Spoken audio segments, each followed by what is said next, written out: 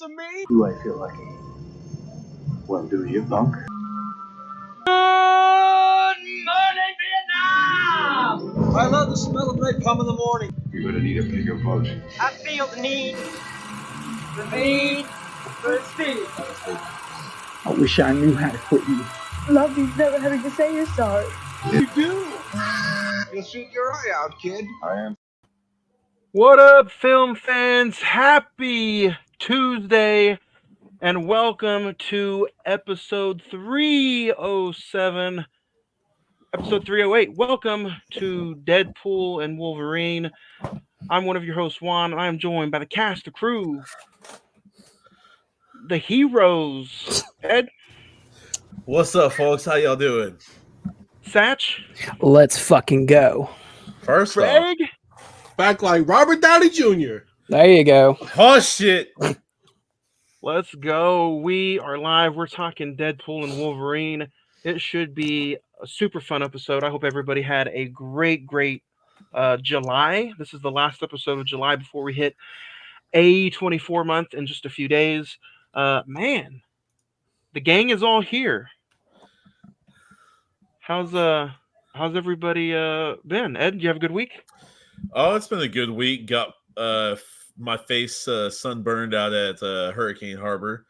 Man, a lot of good stuff this week, so can't complain. How about you, Zach? I'm doing pretty good. I'm glad to be talking Deadpool and Wolverine. Got the whole crew back together. It's going to be a fun episode. What about you, Craig? Oh, just doing the same old. Doing those Craig things. Yep. Same old. It will be a fantastic episode 308. If you guys did not join us last week, go back and listen to last week's episode. We had a pretty fun yet diverse conversation on Twisters. We won't spend too much time on it, so go back, check that out, listen to that episode. You can listen and find all the links right here on the social media pages.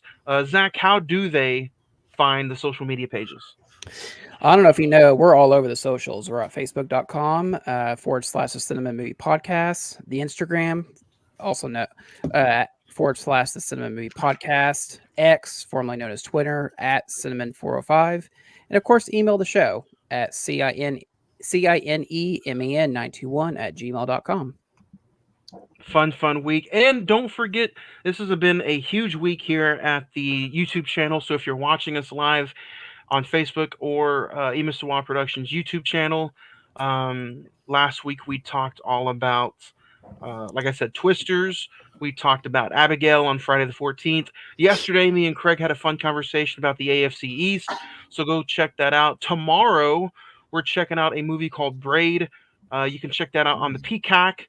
Me and the boys over at Friday the 14th podcast will be checking that out. So other than that, let's dig into today's episode. We are talking Deadpool and Wolverine. If you guys have not seen this movie, go check it out. Pause it. We're at 4 minutes exactly. Go listen to the movie. Go watch the movie. Go find it. I don't care if you have to steal it, stream it, watch the movie, come back and listen to the episode. Or if you want, let us spoil the whole movie for you, because sometimes I listen to podcasts like that, and it makes me want to go spend money on the movie. So right now, currently, IMDb has it at an 8.2. Rotten Tomatoes at 78%. The Metascore is 56. The Letterboxd users have it at a 3.7. With the release date of July 26, 2024. The budget was $200 million, and it's already grossed a little over $450 million worldwide. Deadpool is offered a place in the MCU by the TVA, but instead recruits a variant Wolverine to save his universe from extinction. Starring Ryan Reynolds, Hugh Jackman, Emma Corrin, Matthew McFadden, John Fairview. Spoiler: Jennifer Gardner, Wesley Snipes, Channing Tatum, Chris Evans, Henry Cavill, Tyler Mane. Some other names are in there as well. Written by Ryan Reynolds and others. Directed by Sean Levy. So go check the movie out. It's playing worldwide, or listen to us and go check the movie out. In just a few short words, guys, I'll start with Craig, and then we'll work our way up to Ed. As soon as the movie was over, what was your thought?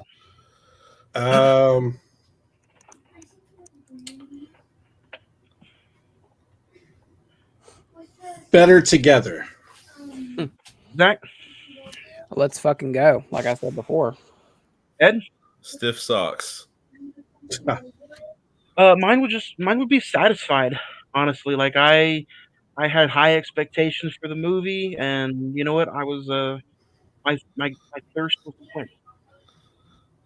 But before we dig into the movie, guys, I think we got to talk Deadpool, or not Deadpool, Doctor Doom.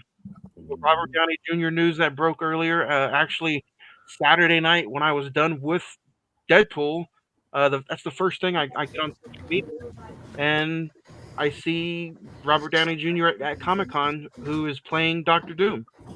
Wouldn't have known without Craig letting me see a video for that matter. Wouldn't have known. Simple as that. What do you guys think? Shocking. How are they going to play this? Is he going to be a variant, or is he just? I don't know how to explain that. Do you want like the entire reveal right now, or do you want to wait for the movie? Because I know what it's going to be. Shoot it to me. I like my dessert first. Yeah. I believe they're going to say that Iron Man was the anchor being for, what is it, 616? Yeah. So they might try to go and find a different Iron Man, and then they're going to go and find a Tony Stark that in the comic books turns into Doctor Doom, and they're going to try to bring him to this Earth from a dying universe, and he's going to see it and try to take it over as Doctor Doom. So my biggest question is, why announce it at Comic-Con? Why not try to just... Because they needed something. All eyes are on them because of Deadpool and Wolverine. Yep. It was currently a sinking ship.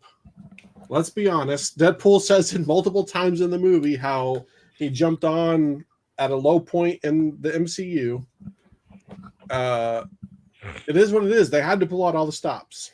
I am kind of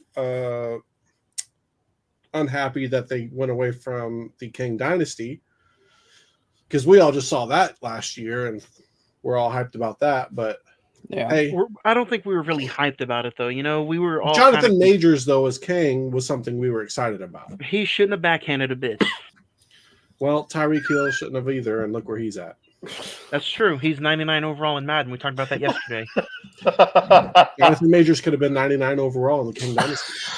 That's true. But you know what? I gotta say, and I said spoilers at the beginning of the episode, so spoiler heavy. God damn. But do you guys think we would have ever seen or said Wesley Snipes is in a Disney movie? Bro, No. not after all of his BS. Let's be honest. We see Wesley Snipes about 38 to 55 minutes in the film. It is not a Disney movie at that point. But still, he is technically on a Disney contracted movie. Yeah. We talked about Wesley Snipes a few weeks ago with Demolition Man. That was a pretty highlight in the movie for me, but we'll talk about it a little bit later on. So we talked RDJ. The highlight for me was Channing Tatum. Dude. Channing Tatum was fun as well. Yeah. I love the Gambit character. Finally getting some light, getting some respect, and him getting to get that deep, rich Cajun accent. Mallory was like, Who is that? Why does he sound like that? I'm like, that's Gambit. Shut up. I was about to Jonathan Major. My wife did the same thing. She was like, Who is that? Who is that? I'm like, you don't know who that is. You can't tell by the face. She's like, that's him? It's like, yeah, that's Tatum. She's like, what? I was like, he's supposed to have this role for like 10 years plus. I'll take the line from Deadpool, soaking wet right now. You know what? We were almost in a sold out IMAX theater, and there was hardly any kind of reaction for any of those characters. Boo! I don't Your theater think- sucked. I don't think today's generation knows who the hell those people are. They don't. Bro. No. My theater sucked ass too, because literally I felt like I was the only one that even was like, oh shit, with Gambit. I was the only one who like legitly was like, yeah, with X-23. I was the only one, and it was at least 3/4 sold. 3/4 at least. Wesley Snipes was the biggest. Jennifer Gardner was more of like a wow surprise type thing, and then Channing Tatum was a pretty big pop. X-23 Daphne Keane, everybody was kind of surprised that she hopped off the trash chute that she was on with the Acolyte and popped over here. So People probably saw Jennifer Gardner and they were like, "Oh, look, the credit card lady." yeah, what's in your wallet? Yeah. Well, even when they did like the reference to Daredevil, even Jennifer Gardner was like, "It's fine. We don't have to talk about that." So, She's like, yeah, really, I think honestly, me and Johnny went to the same showing, and probably the bigger reaction was Chris Evans coming back as I didn't get invited. Storm. Yeah, Chris Evans. What a twist that was. I Yeah. kind of thought it was Cap at first. Everybody else did. Or Edward, I'm probably sure you were like, "No, that's Johnny Storm." No, I thought it was Cap at first Flame too. on, dude.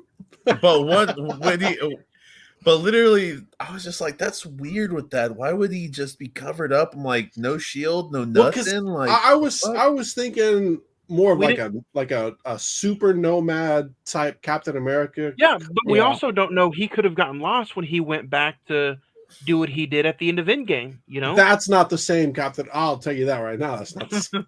Right.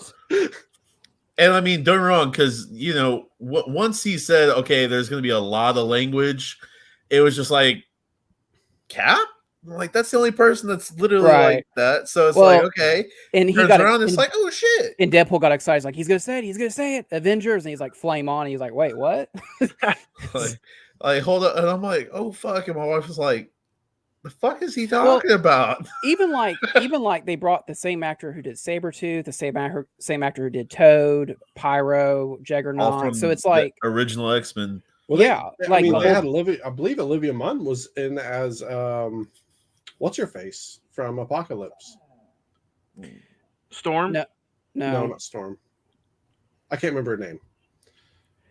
Babe, I didn't see her. I thought the actress who played that character in the third X-Men movie, I think that they brought her back. But Okay. I don't know if it was Olivia Oh. Munn though. The Asian lady with the claws No, from Yeah, X2. they brought her. Yeah, she was there. yeah, they had. Yeah, I mean, I was surprised that they considered pulling out all the stops like that. Like, in a way, it's kind of like, hey, we have these characters, let's go ahead and use them from the Fox franchise or whatever. But to use them in this sense, it was kind of like It's pretty cool. it was smart. They're Yeah. all mutants. It's Xavier. Spoiler alert! It's Xavier's sister. I thought it was very, very smart to be able to pull them in and use them in this way. Well, and me and Johnny were talking during the credits, waiting for the post-credit scene, and we kind of had the idea that, I mean, this generation that grew up with the MCU, a lot of them probably not going to know who those characters are, but we as, film fans that grew up with those characters, it was cool not only to see them, but also to pay respect, to say like, hey, they got their one-off.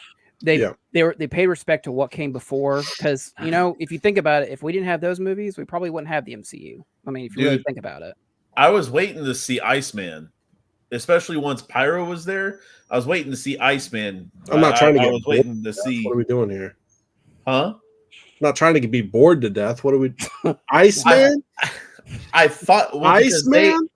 Yes, Out because of all him the and X-Men he Pyro. wanted to see, he wanted to see. Well, no, it's not even because it was just like gotta have him. It wasn't like that. It was just because him and Pyro were always, either you got cool Val If they would have Kilmer- brought you got out- Val Kilmer was in Maverick though. If they would have brought out Rogue and Iceman, Oh yeah. the same maybe. characters, that would have been good. But Are you guys Yeah. surprised that they at least didn't pick one of the variants of Charles or Magneto, like Patrick Stewart or James McAvoy or Michael Fassbender or Ian McKellen? You know what? they said he got.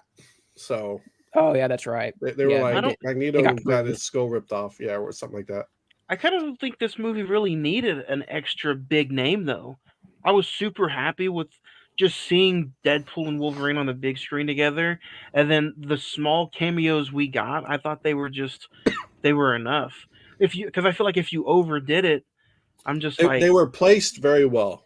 yeah. Yeah, I agree. I think this would probably be, and you guys can like chime in. This is the most entertaining of a MCU film that I've seen since No Way Home. Yeah, MCU I'd agree, for sure. I'd agree with that. I'd agree with that. Yeah. Yeah. I mean, and the fact that the fact that Disney or Marvel, whoever you want to say, actually went all the way and said, "Yeah, we're going to do a hard R Wolverine movie or hard R Deadpool and Wolverine movie." I don't know if that really, that's a very debatable conversation. Are they just that desperate to the point where it's just like, hey, we really need to pull out all the stops, and that kind of revolves back to the RDJ conversation, or are we trying to do something that's different than, because the whole Kang thing fell apart, we have to do something different now? So go ahead. I was going to say something they have to do, though, with it being this way. And if you're going to entangle all these movies, I know you don't have to cater to everybody, but what they need to do here in a couple weeks is have somebody, whether it be Ryan Reynolds, hell, Luis from Ant-Man, do like a 4-minute rundown of like, if you can't see Deadpool, here's what you missed. You know what I mean? Because I'm not taking Adley to go see Deadpool. All right. Like, it's a lot of people are going to be able to, are going to figure that out. Like, how is my son or daughter supposed to follow along with the storyline if they can't watch this? Bro, no, honestly, what's funny is behind me and like 4 seats to my left, there was like a 6 to 8 year old girl. Oh, yeah. Yeah. There's going to be kids there. Yeah. But, oh, yeah. Me and Johnny saw like what, 4 or 5 year olds in that movie as they were coming in. Don't get me wrong, the original Deadpool, which this kid's probably a teenager now, but I had a kid sitting right next to me on my right that was probably like 7 or 8 years old. Yeah, the original Deadpool. Imagine little Billy, 6 years old, watching Cap in the first Captain America, and he's like, "Oh my gosh, I love Marvel." And then he's like, "Come on, son, we're going to Deadpool." And he's like, "I can't do this. This is insane." You know what I mean? There's got to be some way, somehow, that they can relay what happened, because it's a pretty informative movie. It's a deep film. It's a deep film because I mean, there's a lot to it, and literally, if you don't know some of your pop culture and you don't know some of what's going on, it will hit you with a few misses. Well, that's another thing I was going to say was a lot of the Deadpool jokes kind of went silent in our theater because of the 90s references so much, or the 80s references. Yeah. But like I was going to say, I don't think you need to see this movie to follow the in-betweens of the MCU. This is kind of its standalone. This follows Deadpool 2. Yeah. Unless they really incorporate the anchor being into being a sole reason of Avengers Doomsday. They have to touch on it somewhere. Because I saw an interview with Kevin Feige, and he was like, "I'm glad that you're catching on to this and letting your imagination run wild." Because the dude asked him a question about it. So it's going to be used. Was this the first time anybody else has heard the word MacGuffin in a movie? No. In a movie or just like in the MCU? Like in a movie. In the MCU, yeah, for sure. But no, in a movie. Because that's the first time I've heard it used in a movie. That one, I think I've heard it before. Yeah. Fair enough. But like, I've got... Go ahead. No, well, what I was going to say was like, I really, really liked how, the press junket, it was Ryan Reynolds and Hugh Jackman everywhere they went, they were interviewing together. And, a lot of people asked when this movie began is like, how is Logan going to take into effect? And, the first thing Deadpool says is like, "Oh, are you worried about us ruining the reputation of Logan? Don't worry." And the next thing he's like digging up the corpse of like Logan. That's just like, yeah, that's like how awesome, like self-aware this character is. Yeah. Well, kind of digging into like interviews and stuff like that they were doing together. I've been seeing a couple interviews pop up on my feed here and there. And apparently a lot of that extra was from Hugh Jackman calling Ryan Reynolds one day, because he was just like, you know what? Yeah, he is like, I know they're starting or not yet filming, but I got to call him and all that. And he's like, I stopped in the middle of the road, called him, and we presented the idea, and everybody was like, yeah, well, let's do it. He announced his retirement as Wolverine, I think like a week before Deadpool came out. And he was like, oh shit, I guess I won't. And then it was really huge, idea to come into this, essentially. Yep. And because apparently the title was going to be Deadpool and Friend, originally. Yeah, Deadpool did not go well with the people. Yeah, so who else do you bring in other than, like, the only other one that people want to see Deadpool paired with is Spider-Man.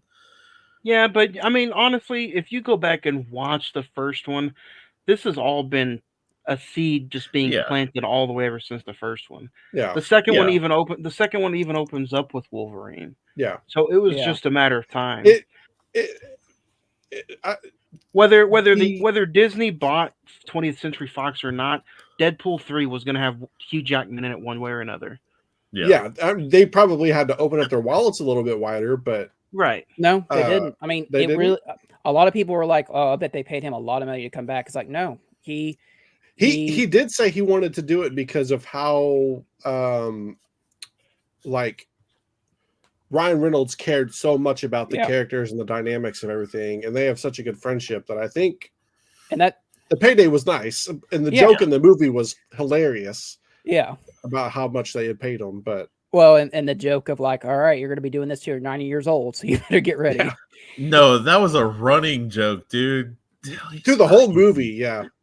Which at the end of the day, I mean, now that he's with Disney, you could just imagine the X-Men with the actual, like, Avengers. Huge. What are you going to do? And it's coming. It's just a matter of which year are we going to finally get Hugh Jackman and Robert Downey Jr. sharing the same screen. It's going to happen. Yeah, it's going to happen. Okay, so like, I guess I'll bring that question up. Okay, so yeah, I mean, and Hugh Jackman said on record he missed playing Wolverine. I mean, that we all missed him playing Wolverine. We can all admit to that. But at the same time, it's like, do we want this to be like a singular special event, or are we going to have expectation that he, like you said, Craig, he will show up in Doomsday or Secret Wars? I would like it. One time you have to go all out and pull an Ultimate Alliance type move. You've already done essentially Endgame, but it was a bunch of like characters that have come up and people grew to like.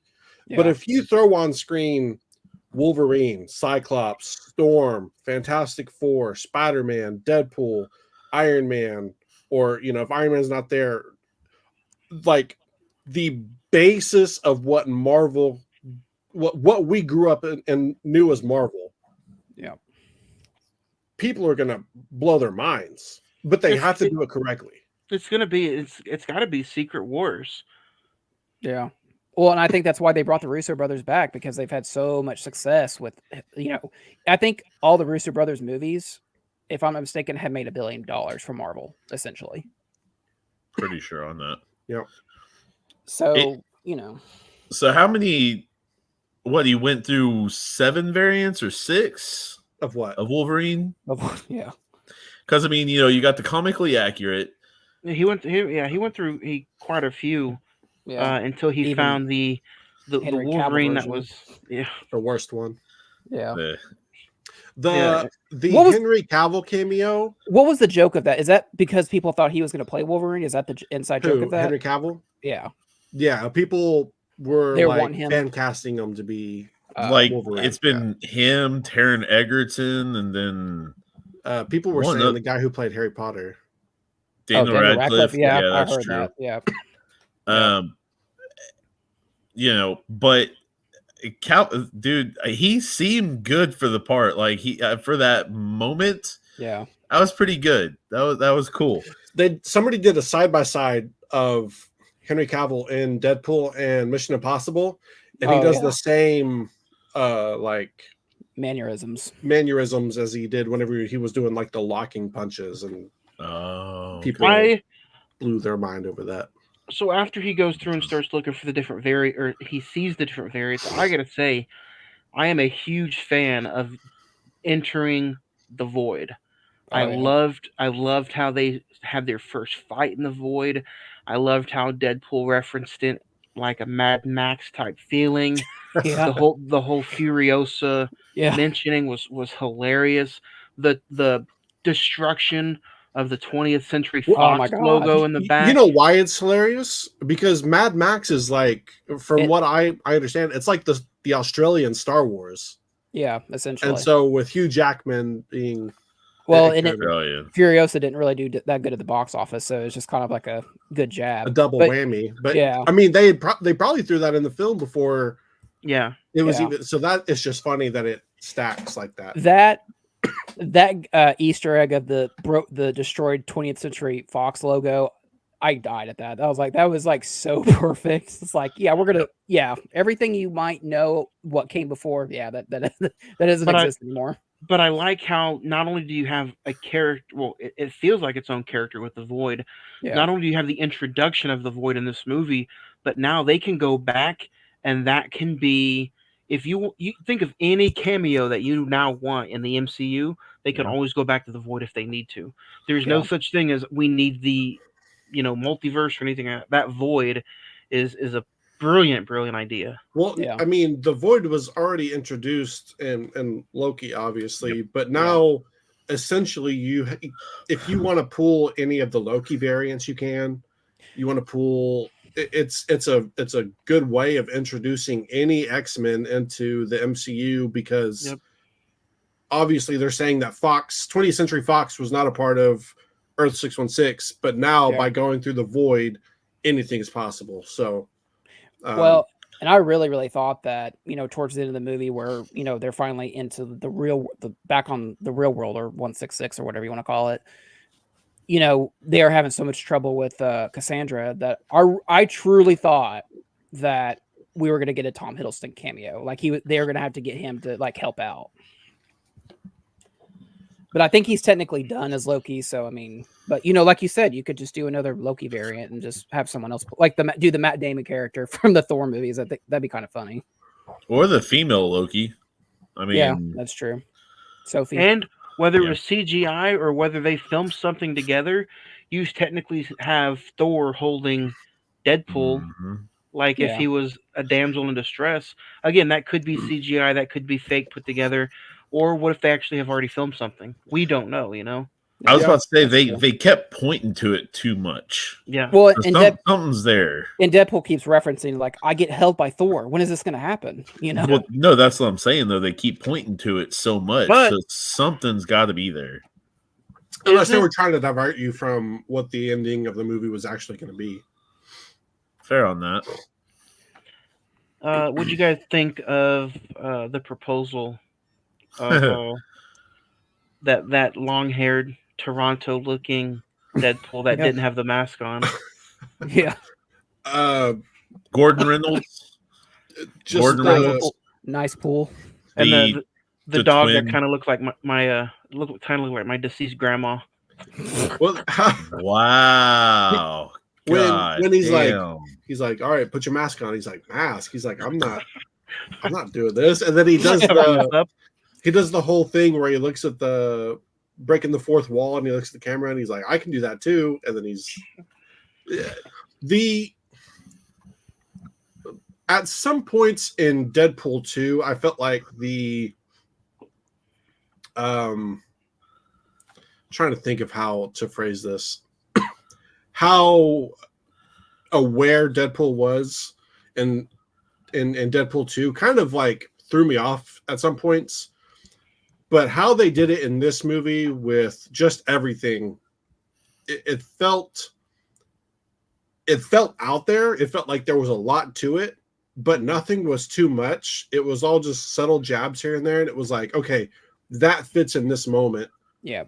And it doesn't feel forced or anything. So like it really worked in this film. His self-aware comedy in this fit like you said, Craig, perfectly. And we like knew a that. glove. Well, and we knew that he was going to do jabs all over the place with Marvel, DC. He even talked shit about DC with Henry Cavill, which I thought was perfect. Yeah, but it was just I went back and watched a little bit of Deadpool 2, and it feels forced in the second one. This one just feels much more like streamlined, and it makes more sense. Well, I think there was so much that you could just poke at throughout this entire film. Yeah, where it was like nothing had to be forced because there was so much content that He could worked pull from. in this storyline that he could pull from. So it was like it just felt natural with the storyline and how it progressed. Because at the end of the day, now that he's with Disney, he can do and say whatever he wants. Nobody's going to mess with Disney lawsuit wise.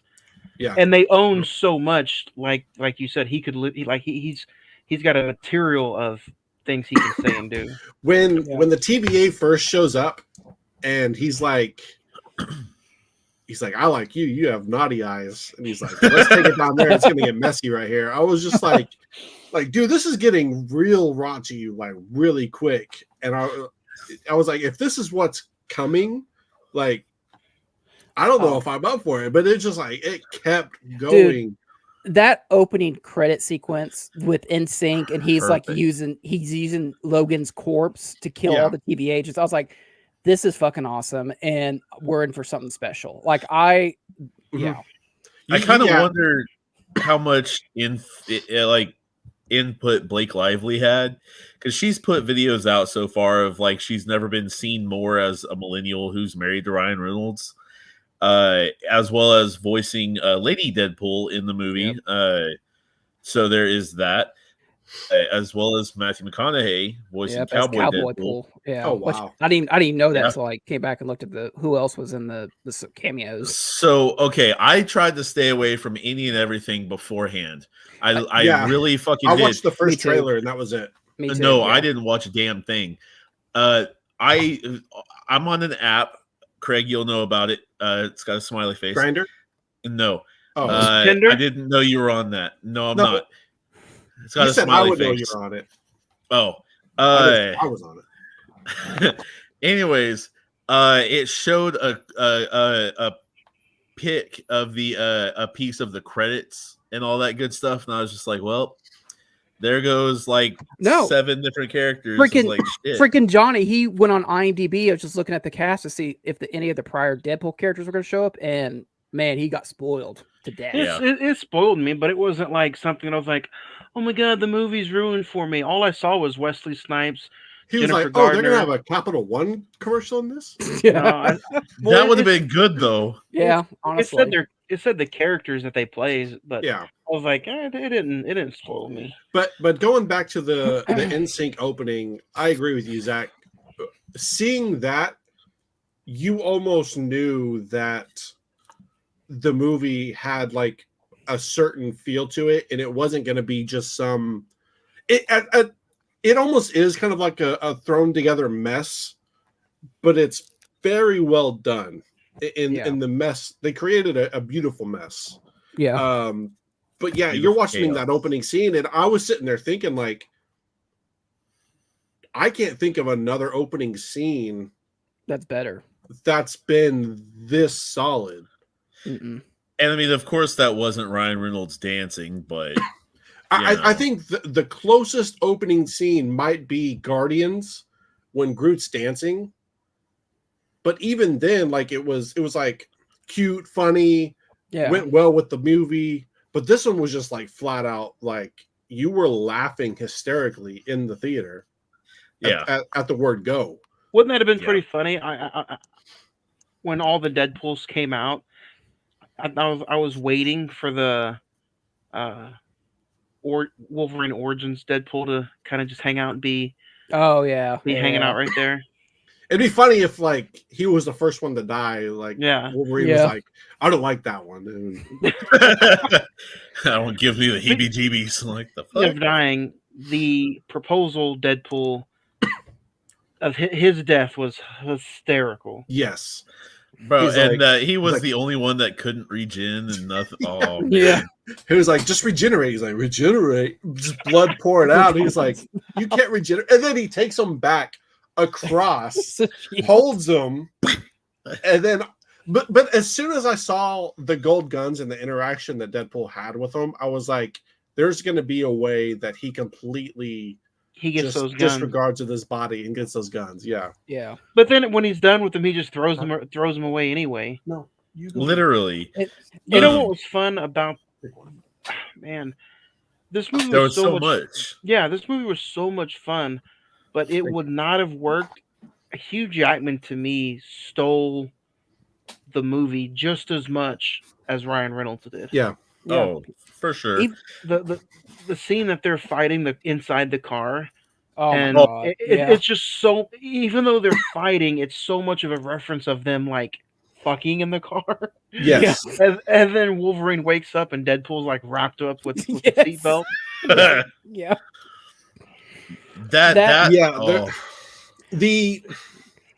This movie feels so genuine, and I think it's because of how close and the chemistry they have off screen. Like it, essentially, all they did was take the jokes that they probably throw at each other when they see each other off screen. They were like, we can incorporate that right here in this part, or we can do this part. Remember that joke I told you about? Like, just the decade of probably nonstop banter that they've had with each other was probably all just thrown into a script, or like at the reading table, or whenever they were doing the ideas, and they were like, we can do it here, we can do that, we can do this. Yeah. Even the first fight between Deadpool and Wolverine, where like Wolverine just kind of like pounces towards Deadpool. I was like, that is so bad. I don't know if that happens in the comics, but that's like a badass visual to see him do that. Another thing, you can definitely tell that they took their time in this movie, because the CGI was not trash like some of these other projects they put out. I thought it was awesome going through the variants, and then you get to the brown and yellow Wolverine, the old school Wolverine, when he first shows up and is fighting Hulk. He's like, wait, you're fighting Hulk in this part, or like he turns around. Yeah.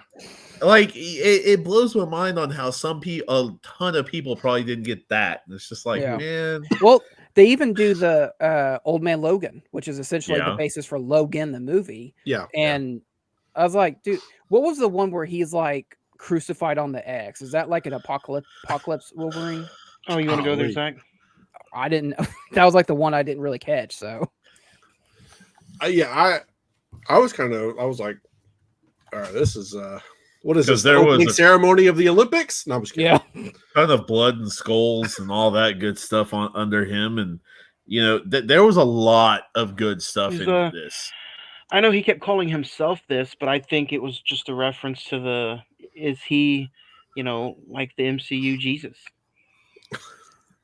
Well, it's also there's so much that you can just look into and think. Say it's not in the comics, which I don't think it is. If it is, more power to him, cool. But if not, just looking at it, and it's going to rub a lot of people the wrong way, but that's cool. But you can also just look at it as like him up on that X cross. You can think of it your way. Like Hugh Jackman, the character, has done so much, and they've laid down so much sacrifices that this is like the ultimate payoff for that character, the X-Men, Hugh Jackman, Wolverine. Like this character is about to be paid off. You know what I mean? Like there's an ultimate ending for him. It's a nod to the iconic Mark Silvestri cover for Uncanny X-Men number 251. So and that's the thing that I was like, I've seen it on a cover before, but I don't want to pull this into here, but it makes sense here. The Acolyte is not something I care for, because they pull information and they do things that they wanted to in that show, kind of just at their own whim or will. Yeah. Everything in this movie, you could probably see, and it points to something that is related to Marvel lore, whether it be comic books or movie tie-ins, Fox tie-ins. They're not just pulling these jokes and doing things to make things like just a part of the movie. They're not doing it to make it satire. Yeah. it's all everything from the universe, and so them jumping through time and different dimensions, it all makes sense because everything is being tied in at some point or another. That comic was out November 1st, 1989, by the way. I also enjoy. What do you guys think of the Ant-Man like structure? At first, I was like, "Oh man, that's just the skull. That's just the suit." But then you see the actual skull, and Deadpool's like, "Oh, Paul Rudd does age." Yeah, he makes that joke, and it's like, so that Ant-Man that went to that void died, and they used his giant body and I'm like, man, that's brilliant right there. That's good. Yeah. It's good stuff. My wife thought the same thing, and I was like, no, I think there's a body in that. And sure enough, when they opened up, she was like, ew, that's disgusting. Yeah. No, what was disgusting is have Chris Evans have his literally body like shriveled up into nothing. His whole skin gets ripped off of him. I was like, damn. Yeah. When I saw it, I was like, ugh. That was brutal. And then not only that, but he looks over, blinks, and just I was just like, he felt that. Oh shit. I was just gonna reference the fight scene with the cameos. When Channing Tatum did the whole thing with the cards and did his whole bit, I was like, I need him in a solo or group movie ASAP. I don't think I'm glad you brought that up because I want to talk about I know he won't get his own solo because it would be horrific. I don't think I'd want to sit through that accent an entire movie. I agree. But the character itself, he doesn't have to have that accent because he dies in this movie. It could be a different variant of Gambit. That's true. Yeah. But the character itself has always been one that I gravitated to ever since the old X-Men cartoon series. What other movie is Gambit in? Is he in any other movie besides Origins? Is he in the original comic animated series? Yes. Did he show up in X-Men 97, this new one that came out? I believe so. I watched a couple episodes and it's been forever since I watched it. I didn't finish it, so don't spoil it. I need to finish it. They all die. Oh, great. It leads straight into Deadpool Wolverine. So I mean, you said he dies in this. Does that mean this entire void is destroyed then? No, that cloud monster thing comes over that entire building. And what is that too? Did you guys? Is that in anything? It's from Loki. It's from Loki. Yeah. Yeah. You guys can tell. I mean, I'm obviously not a big Marvel TV show fan. You just have to watch Loki. I watched it. I thought it was okay until some other scenes, and I'm just like, really? You loved it. Don't lie. We have to throw that into Loki. Which part? I don't want to talk about it here on the podcast. If it's a reference to his sexuality, Loki's that kind of character, though, even in the comic books. That's when I have zero problem with them making the references in the TV shows when it is referenced back to something that's been around for decades. Yeah, I want to go back to the conversation. R2-D2 being a lesbian. I want to go back to the reintroduction of Blade, Elektra, Gambit, Constantine. Oh, look, he used a mute button for once. And and the was it X-23? Yes.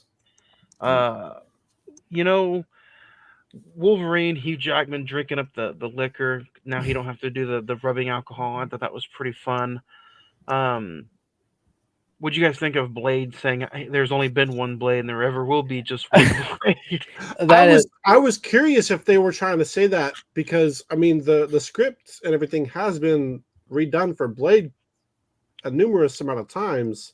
I don't know. Have we ever heard about? I don't know.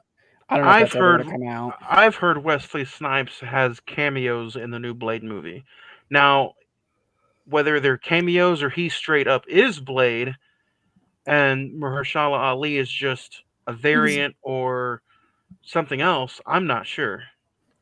But I've heard Wesley Snipes has signed on because as soon as this movie was over, I had to dig. I was like, "Where's my boy at? He needs more money. You know, he's got trouble." And I've heard Wesley Snipes has signed on to multi-film deals with Disney. I don't think they're going to do White Man Can't Jump 3. Wow. So It'd be I worth think it. I think he's signed on as Blade for a couple more movies. You know, I'm looking at the total gross of all the Marvel movies since Endgame, and since Endgame, there's only been $2 billion movies, and that's I don't Far think you From gotta Home bring, and No Way Home. there's no way to bring that up. I think that's disqualification, Zach. I don't. Think What are you can- talking about? Disqualification? There's You no know, reason. you There's know no this. there's no reason to bring that up though in this talks because we did just get done going through a pandemic. It doesn't matter. But the pandemic isn't even- what even- caused that, because those two movies Everything- were through the pandemic. Yeah. Yeah, No Way Home Yeah. was a year and a half after the pandemic started. So that's not because of the pandemic, my guy. No, Look, the Marvels, it just didn't work out. We Even- liked it. It was fun, it's but the lowest of all the movies as of right now. Guardians didn't even make $1 billion, and those movies have always done good. Yeah. People, but it's not what Marvel has been putting out though. It's Yes, it not the is. quality. It's the quality. It's not the. But you. You've said it How yourself can you, that it's. But how too- can you? But how can you sit there and say that Guardians is not making the money just because it wasn't Because that good? no, We don't he know- didn't we don't- say that it's not that good. He said it didn't make it, as in that was the only one that more than likely should have. Yeah, The thing is the writing, the quality, those two But you things don't have know killed anything. itself. But you don't know anything about the writing or the quality until the weekend after or the week after the movie. We all four went and seen and paid money to go see Guardians the week of opening night, opening weekend. I've seen every Marvel movie opening night. Right. So you're not going to read and you're not going to know much about the CGI unless you wait a week or two and hear or watch reviews. But that's by word of mouth.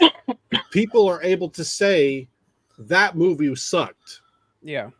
A casual fan is going to say the Marvels was not very good. There was nothing that caught my eye as a casual, Exactly. and that's going to relate to Right. other casuals, But and the they're not going Or- to go watch it. but I'm Or you spent how much ever money to make She-Hulk twerk on fucking, a series that you I made. think Guardians came out at a bad time because that was right around She-Hulk, and Yeah. everybody was kind of out on it. I'm not She-Hulk was funny. I'm not bringing this up just because of Deadpool is essentially almost at $500 million worldwide. So probably by the time Alien Romulus comes out here in a couple of weeks, it'll probably hit $1 billion, honestly. But the problem is like it's these movies. There's been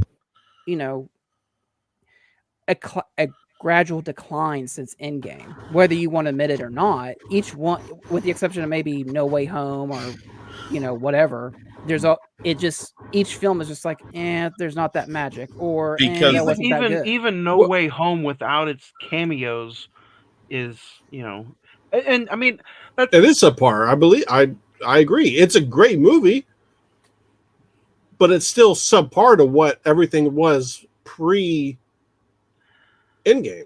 I think we could have placed Deadpool right after Endgame, and I think we would have even been like, man, I don't think it's just gonna get as good as Endgame. No, Endgame was such a high note.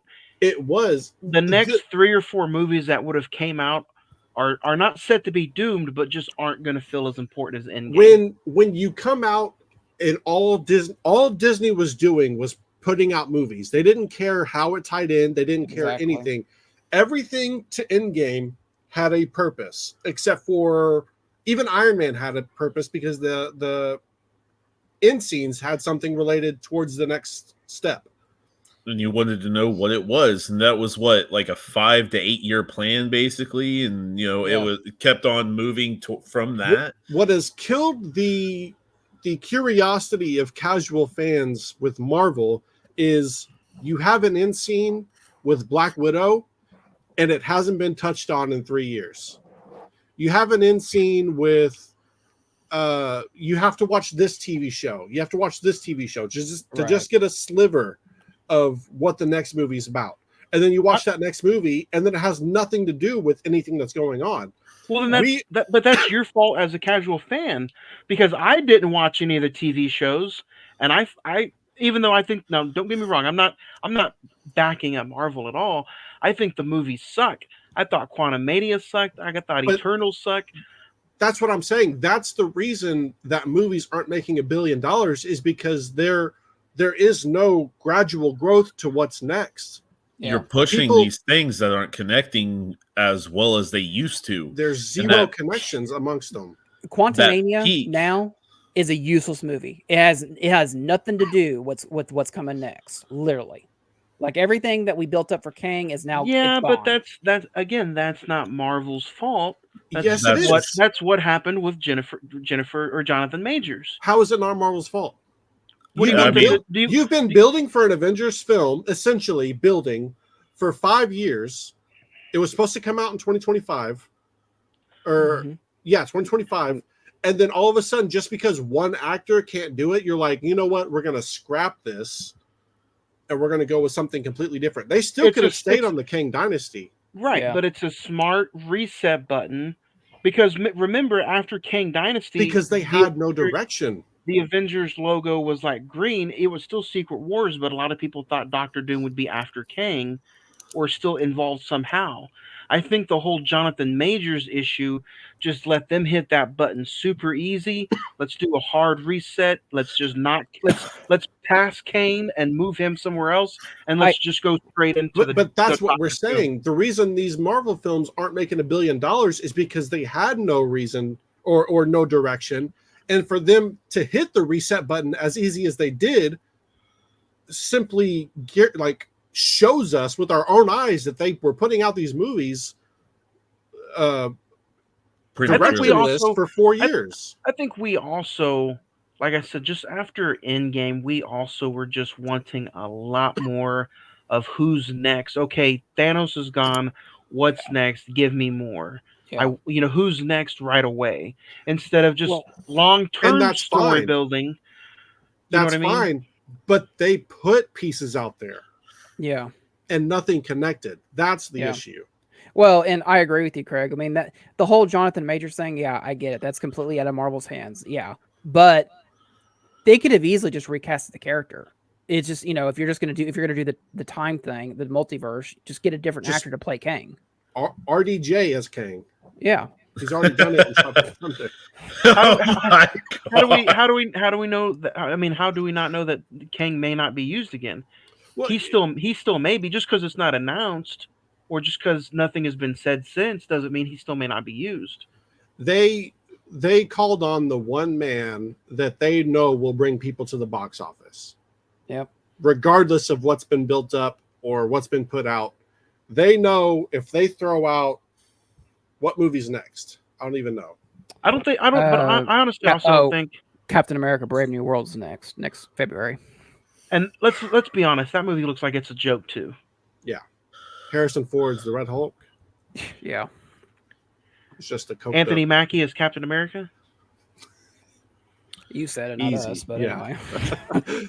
I just think that one's been built up at least. Yes. I mean, ever honestly. since Endgame. on a Disney Plus show that happened 2 years ago. No. But it Endgame was one of building the it up. better Disney Plus shows. Literally, that probably, other than Loki, was the best Disney Plus show. Johnny liked the Miss Marvel one. Oh, dude, it was so Well- good. I honestly don't care what TV show y'all are talking about. Moon Knight needs to be put in somewhere somehow. That was And then it's it's that's Loki and another Moon one. Knight. Those are the best two shows. What That's about another the, one that's kinda what's lost. What's that fucking werewolf thing? The what? Oh, Are you the- talking about? What's this? The that was like the little short that they did.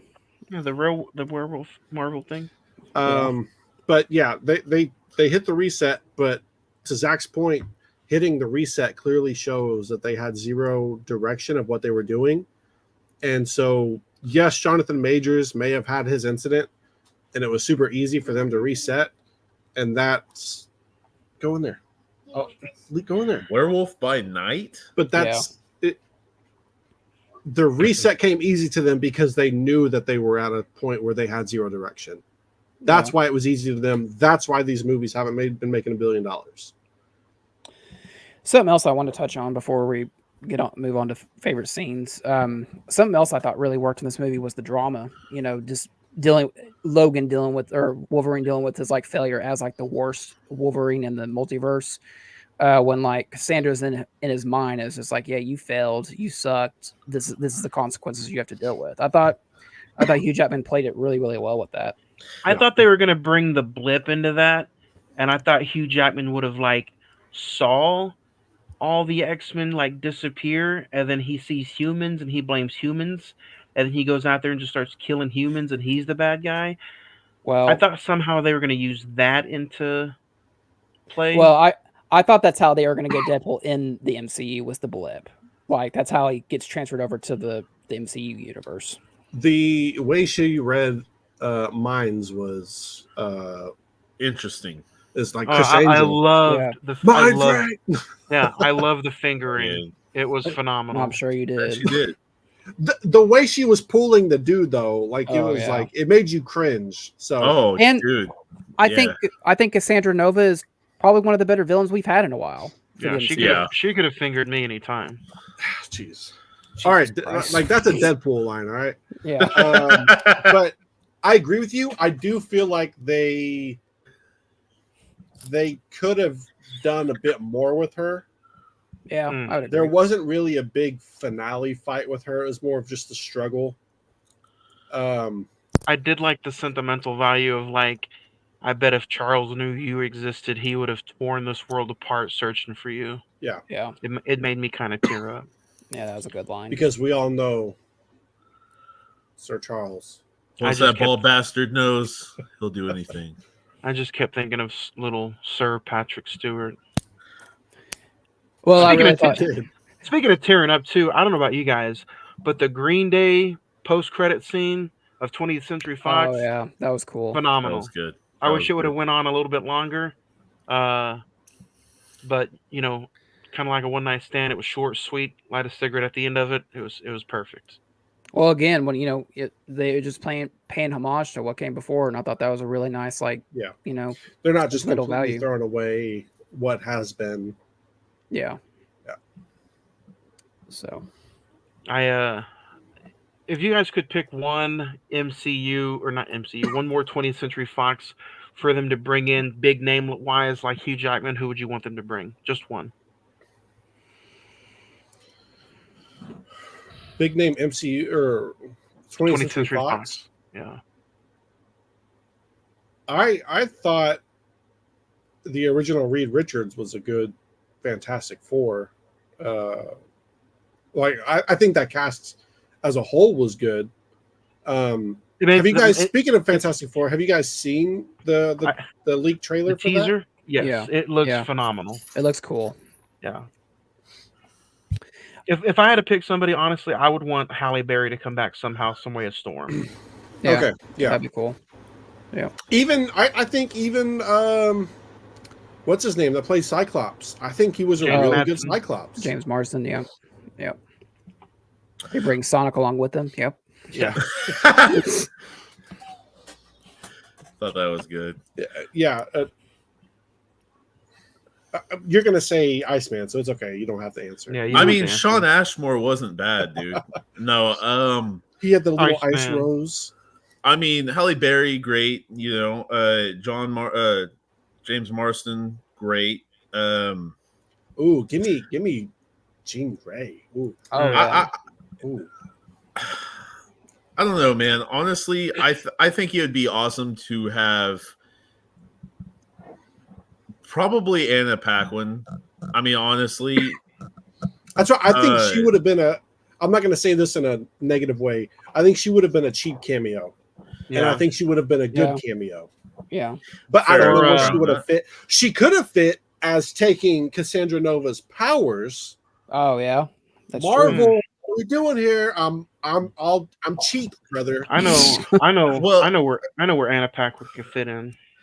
And I mean, Anna Paquin, and it goes right back to X-Men original. I X-Men. also got to say we got to throw some love on the First Class set and give me Michael Fassbender. Yeah. Oh, I went yeah, back. I mean, I went back over a few months ago and redid the entire X-Men franchise, and honestly, they're not bad. that entire First Class franchise was phenomenal. Yeah. I loved Michael Fassbender as a more cruel and dark Magneto.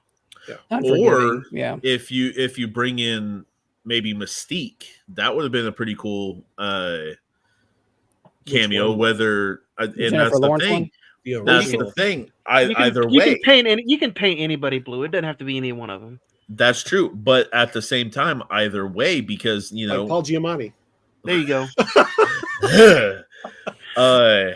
Edward. But either way, you could have brought either one of them back, and no, sir, I would Both not of be them. painted blue. You could bring both of them as both variants in the void. Two in the blue, one in the void. Void? The void. Oh, hey. That's a good one. That's a T-shirt. Two in the blue, one in the void. It's terrible. Yeah, we all know you have that T-shirt. It's okay. Anything else? Anything else we didn't catch on?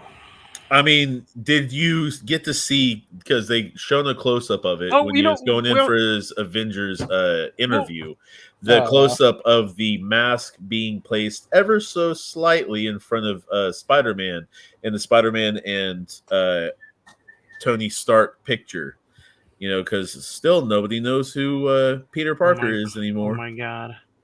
I know, right?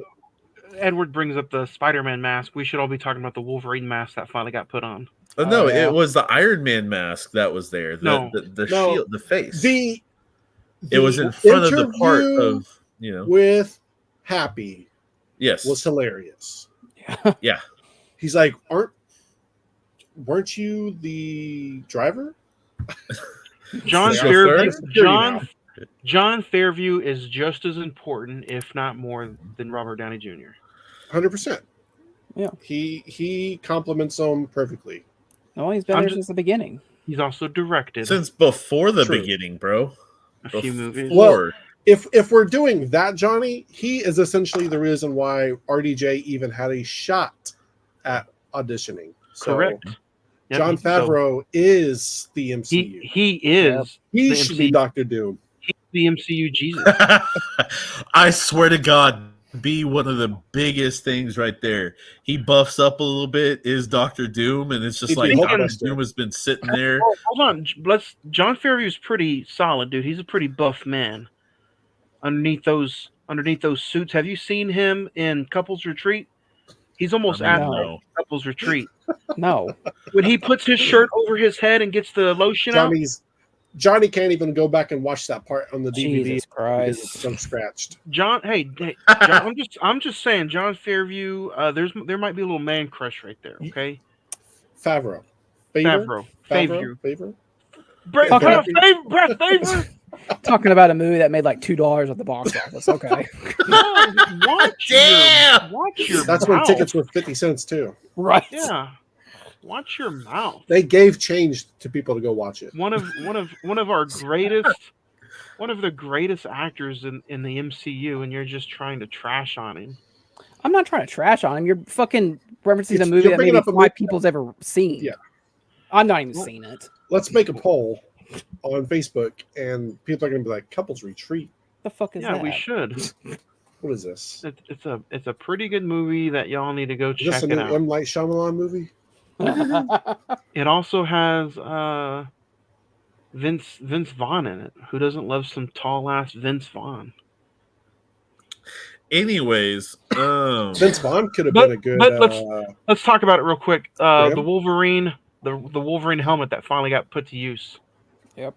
Man, and all of us know that was not Hugh Jackman and his 6-pack abs up there. That wasn't him, bro. You never know. Why are you trying to hate on the man? No. I'm just saying, not like, him. Show me your 6-pack, bro. There you go. I got a keg, motherfucker. You know this. No, I ain't trying to hate. He is one of my favorite easily my favorite actors. But at the same time, there's a certain age that, like, I'm sure it becomes extremely hard to get to that shape. Don't get me wrong, I understand to use the mask and all there that. you go, Zach. Last week he brought up the clouds. This week he brought up the 6-pack abs. But at the same time, it's just like I don't think that was him, because why else would you use the mask? I understand nostalgic reasons. I do. But are you really complaining about the mask? The whole no, reason they use the mask to cover up the man with the abs. What's funny is Deadpool, Ryan Reynolds talks about how he's like, you're not that fit anymore, and then his shirt comes off and he's like, it has that slow motion like glance. 20 years ago. Yeah. He's like, well, like even like when Hugh Jackman called Ryan Reynolds said, yeah, but you're going to wear the blue and yellow suit. He said, cool, let's do it. So, we knew eventually we're going to get this. And the fact that he recreated the meme, all is well in the world. All is well. We'll talk a favorite scene. Ed, we'll start with you. The Honda Odyssey coexist scene. Because, dude, I'm sorry, that was I was dying during that entire scene. It was, when they made that perfect shot of that coexist sticker, I was just like, oh my god. And then blood's just splatting all over it. Yeah, there's just two rabid animals going at it in that damn thing, in one way or the other, in that van. They're putting something in somewhere in each other. I just thought that was great. It was hilarious. It was good. It was, in my thought, the best scene in the movie. Well, leading up to it, it makes it all the better, because he calls Vanessa just a stripper or something. Deadpool calls her a dancer or something like that. Deadpool calls her a dancer, and he's like, "You're married to some stripper." So, and he's like, "I'm gonna fight you right now." Like, he says it real quietly. I'm gonna fight you now, and just punches him in the face. Because I mean, if you take that scene out, I mean, it doesn't hurt the film really. It doesn't. But to be honest, like, that was my favorite by far. If you want to put another one, I would say the gratuity of introducing the 4 characters, one that has never been introduced and 3 that have. So that was pretty cool. So those would be my A and B. The way they introduced them was cool too. Yes, because Gambit has never seen, at least that Gambit has never seen the light of day until now. Gambit has been in there with X-Men Origins Wolverine. I love how Deadpool was like, "Who is your interpreter or your vocal coach or something like that?" Yeah, because he was. Oh my god, man was not struggling. The accent was okay, but the accent was good, but it was kind of just funny. Yeah, it was just thick. Yeah. I'd probably have to say the entering the very first scene of The Void, where they have their first fight, and then Wesley Snipes, Blade, my favorite scene. Zach?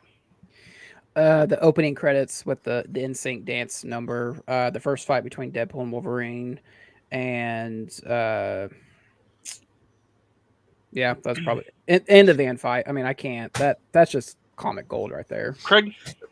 Yeah, I like the opening scene. I like how it leads into, he's like, "Oh, yeah, I'm gonna tear this grave up," and he's like, "I know you're alive. I know you're in there." Then it's really dead. He's just sitting next to him.